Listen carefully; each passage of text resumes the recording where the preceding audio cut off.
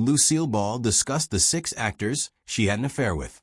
Behind the iconic red hair and unforgettable laugh lay secrets that Hollywood tried desperately to hide. Lucille Ball, America's favorite comedian, pioneering producer, and the woman who changed television forever, carried mysteries that would shock even her most devoted fans.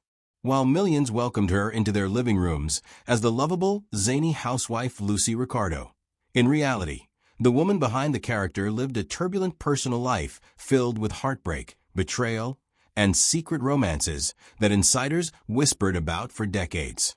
The star who made America laugh was leading a personal life that would make the most salacious Hollywood movies seem tame by comparison. The truth about Lucy's romantic entanglements has been kept under lock and key for decades by those closest to her until now. By the time you finish this story, you'll understand why Lucille once reportedly told a close friend, "The public thinks they know my love story. They don't even know the half of it." That these matters remained hidden for such a long period of time is a testament both to the power of old Hollywood's publicity machine and to the loyalty of those in Lucille's inner circle. You may be wondering how anyone could possibly know of these private matters all these years later. Recently uncovered private correspondences, unpublished memoirs by those close to Lucy, and interviews with aging Hollywood insiders whose professional obligations to maintain secrets have begun to dissipate provide much of the information. As a last generation that knew Lucy well personally begins to pass on, many have decided to share what they witnessed, feeling enough time has passed for the truth to be told without smearing her legacy. Number 1. Henry Fonda. Respected gentleman.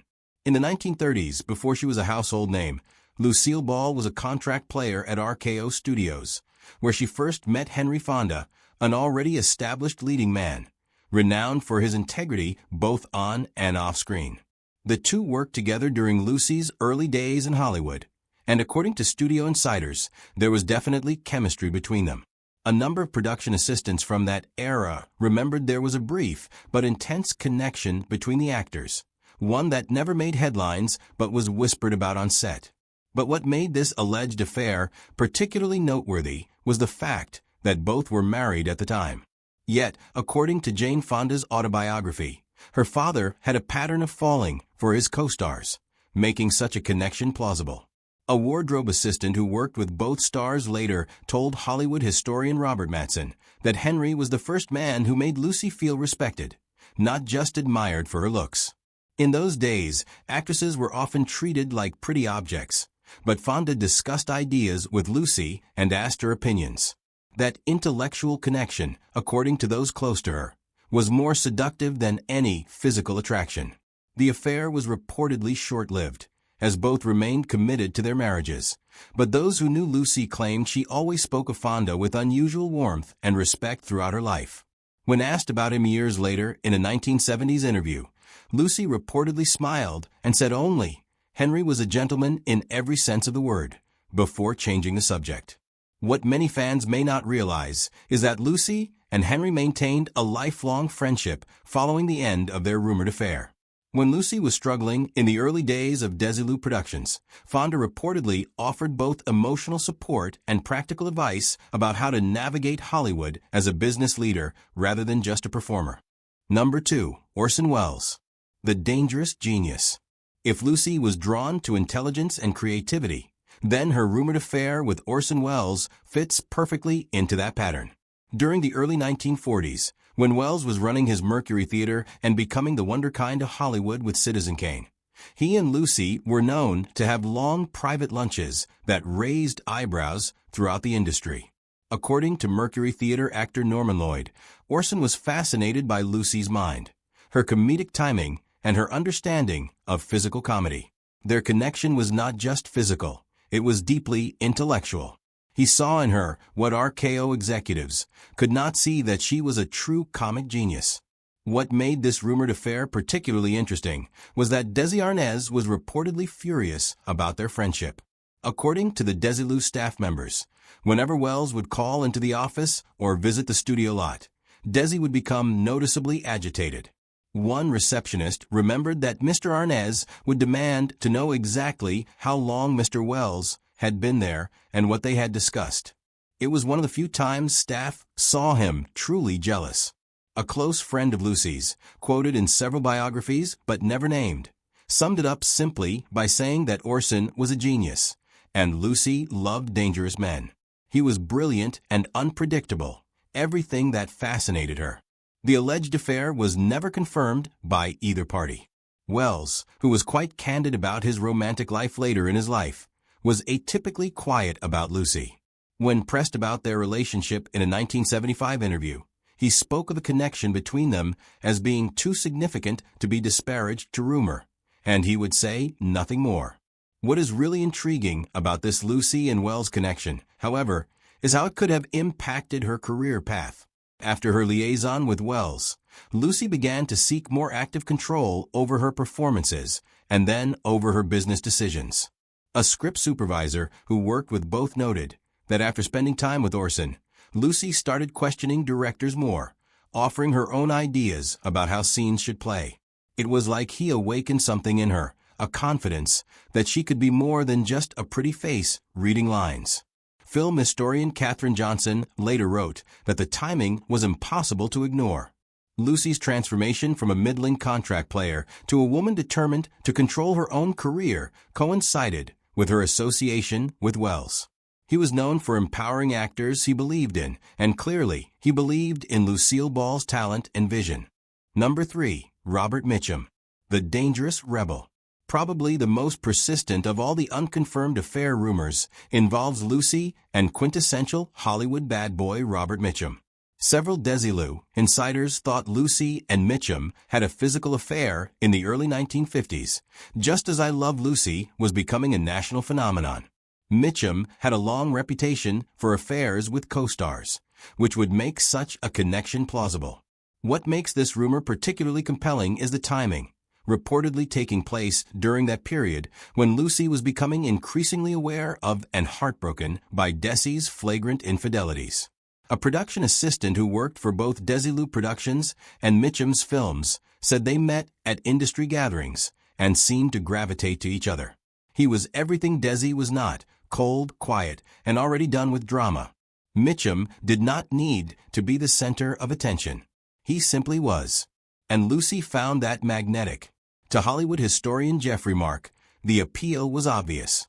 Mitchum projected that dangerous, smoldering quality that was completely different from the public persona Lucy had crafted as America's silly, lovable housewife. At times, she needed to feel like a desirable woman, and Mitchum certainly made women feel that way. The affair, if there ever was one, reportedly ended as quickly as it began, with both stars having too much at stake professionally to risk a public scandal. Neither ever publicly addressed the rumors, though Mitchum was known to smile enigmatically whenever reporters brought up Lucy's name in interviews. But what really fascinates is how this alleged affair might have influenced Lucy's performance during this period. For instance, TV critics have pointed out that during certain episodes of I Love Lucy from this era, Lucy had a new sensual and confident air about her that she never had before. One film scholar who has studied her performance evolution has written that there is a marked difference in how she carries herself in episodes from mid-1952 onwards, a subtle maturity and knowing quality that makes her comedic work even richer. Mitchum's niece later claimed in a memoir that her uncle kept a signed photo of Lucy in his private study until his death. It was not displayed publicly, but kept in a desk drawer alongside other personal mementos. The inscription reportedly read, "To Bob, some storms are worth getting caught in." What was particularly dangerous about this potential affair was Mitchum's notorious reputation. Just a few years earlier, he had been arrested for marijuana possession, a scandal that almost ended his career. For America's beloved Lucy to be associated with such a notorious bad boy would have been catastrophic for her image and the squeaky clean I Love Lucy brand. Much later in life, one Desilu security guard claimed that he once got a large bonus after he accidentally caught Mitchum leaving Lucy's dressing room at night. Number 4. John Wayne, the unlikely connection. This may be the most surprising name on the list. The quintessential Western star and Lucy seemed like an unlikely pair. Yet, according to Hollywood gossip columnist Hedda Hopper's unpublished memoirs, Wayne and Ball shared a brief connection during a period when both were between marriages. They frequently crossed paths at charity events and film premieres and maintained a warm friendship throughout their careers. One insider, a driver who worked for both stars at different times, swore they had a brief, no-strings encounter that was mutually understood to be temporary. In his private journals, the driver wrote that it was never serious, just a weekend no one ever mentioned again, but there was genuine affection and respect between them. Lending credibility to this claim is the fact that Wayne and Ball maintained a warm professional relationship for decades afterward, with Wayne making a memorable guest appearance on The Lucy Show in 1966. Their on-screen chemistry and easy rapport suggested a comfortable familiarity that went beyond casual acquaintance. When asked about Wayne years later in a 1977 interview, Lucy said only that Duke was one of the good ones, a real professional and a true gentleman in private. The slight smile that accompanied the statement left room for interpretation.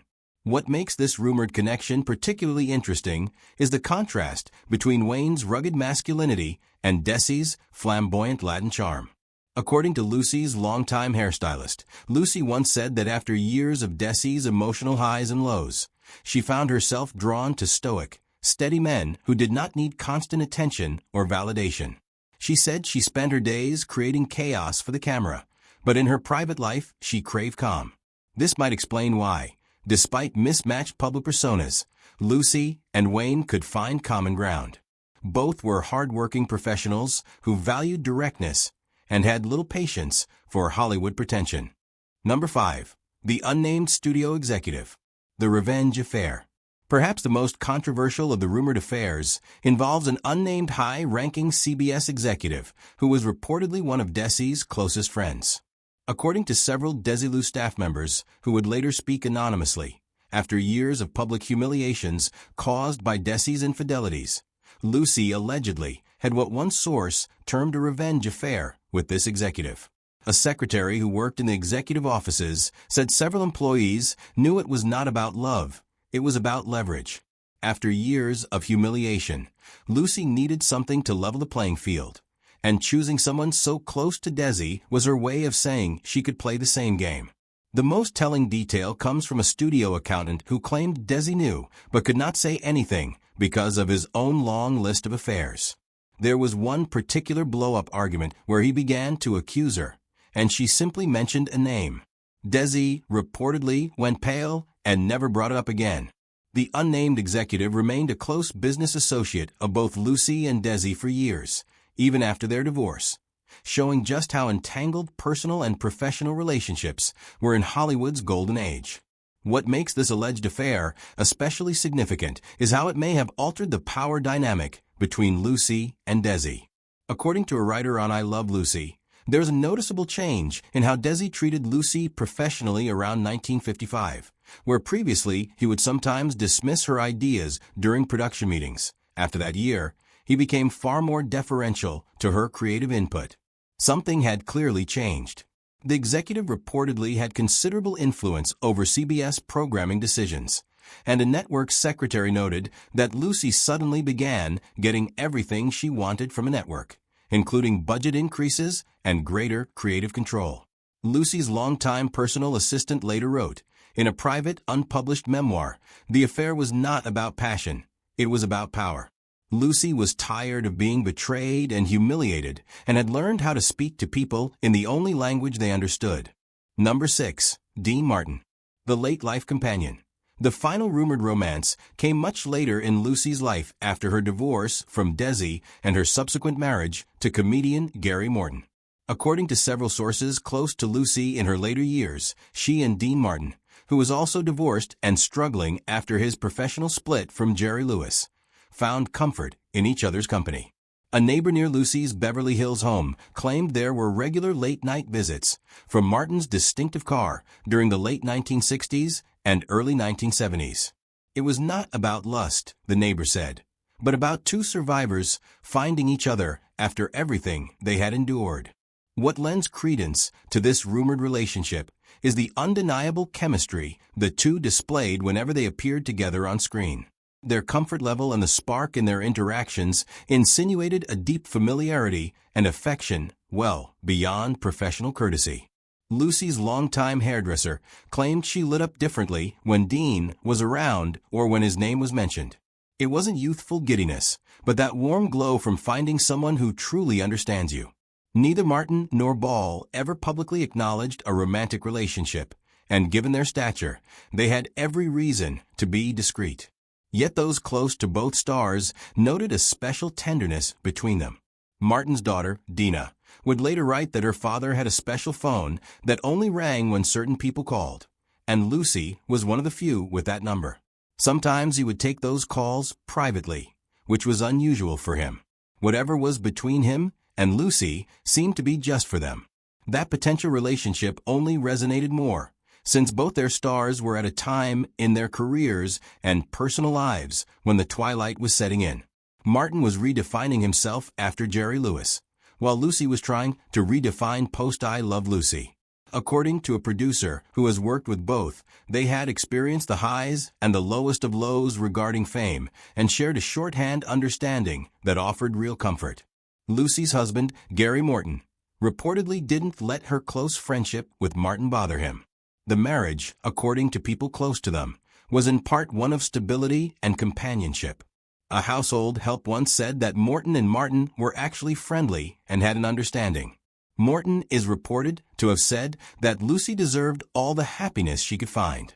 Lucy took most of these secrets to her grave when she died on April 26, 1989. In her last interview, just some months before her death, when asked about the rumors surrounding her romantic life, she smiled and said, "The world got my talent. Only a select few got my heart." Whether all 6 affairs were real may never be fully proven, but those who knew her best believed she did seek moments of connection outside her troubled marriage in search of respect, fidelity, and emotional stability. In the end, maybe what matters most is remembering that behind the iconic redhead America invited into their living rooms was a real woman, complicated, passionate, and determined to find happiness on her own terms. The most fascinating stories, after all, often happen when the cameras stop rolling.